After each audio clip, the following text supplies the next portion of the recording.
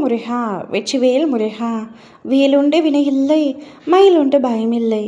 என் அன்பு தங்கமே, நீ நேசிக்கும் உறவு உன்னை பற்றி என்ன நினைக்கின்றார் என்ற உண்மையை உன்னிடத்தில் கூறவே உன் அப்பா நான் இன்று உன்னை தேடி வந்துள்ளேன்.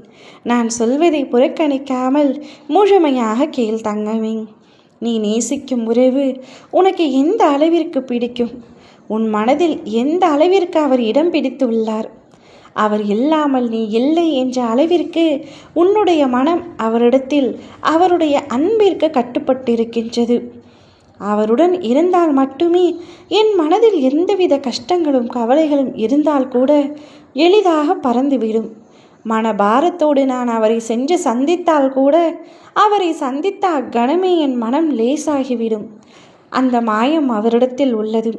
என்னுடைய அன்புக்கு உண்மையானவர், நிகரானவர், தகுதியானவர் நான் நேசிக்கும் அந்த உறவு மட்டுமே என்று எண்ணி அவரை நினைத்து பெருமிதம் கொள்கின்றாய். முருகா, என்னை அவரிடம் மட்டும் பிரித்து சென்று விடாதே. அவர் இல்லாத ஒரு வாழ்க்கையை என்னால் நினைத்து கூட பார்க்க முடியாது. என் மீது அவர் நிச்சயமாக உயிராகவும் உண்மையாகவும் தான் இருப்பார். எனக்கு நன்றாக தெரியும். அவரை நான் ஒரு காரணம் கொண்டும் சந்தேகம் கொள்ள மாட்டேன்.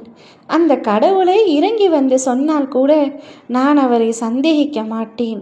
என் அன்பு பரிசுத்தமானது, அவருடைய குணம் பரிசுத்தமானது. நான் நேசிக்கும் என்னவர் எனக்கானவர் என்று உரிமை கூறிக்கொண்டு அவர் மீது அளவற்ற அன்பையும் அதீதமான அன்பையும் கண்மூடித்தனமான நம்பிக்கையும் வைத்திருக்கின்றாய்.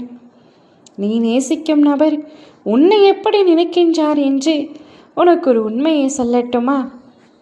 உன் மனதில், உன் எண்ணத்தில், உன் குணத்தில் இருக்கும் அத்தனை விஷயங்களும் 100% உண்மைத்தான் தங்கமே. நீ எந்த அளவிற்கு அவரை நேசிக்கின்றாயோ அதைவிட அதிகமாகவே நீ நேசிக்கும் உறவு உன்னை நேசிக்கின்றது. நீ இல்லாமல் நிச்சயமாக அவரால் இருக்கவே முடியாது. அவர் இவ்வுலகில் எனக்கு யார் இல்லை என்றாலும் பரவாயில்லை, நான் நேசிக்கும் என்னுடைய உறவு மட்டும் என் அருகில் இருந்தால் போதும் என்று உன்னை பற்றி நினைக்கின்றார். உன்னை உயர்வாகவும் உன்னுடைய குணத்தை உயர்வாகவும் நீ அவருக்கு வாழ்க்கையில் கிடைத்த பொக்கிஷமாகவும் அவர் நினைத்து கொண்டிருக்கின்றார். உன்னை எக்காரணம் கொண்டும் தொலைத்துவிடக் கூடாது என்று அவர் மனதார நினைத்து கொண்டிருக்கின்றார். எந்த சூழ்நிலை வந்தாலும் என்னுடையவரை நான் நிச்சயமாக கைவிட மாட்டேன். யார் எதிர்த்தாலும் யார் தடுத்தாலும் என்ன உயிரான உயிரை நான் நிச்சயம் திருமணம் செய்து கொண்டு ஒரு மகிழ்ச்சியான வாழ்க்கையை வாழ்வேன். சில காரணங்களுக்காக இப்பொழுது அந்த நாட்கள் தள்ளி சென்று கொண்டிருக்கின்றன.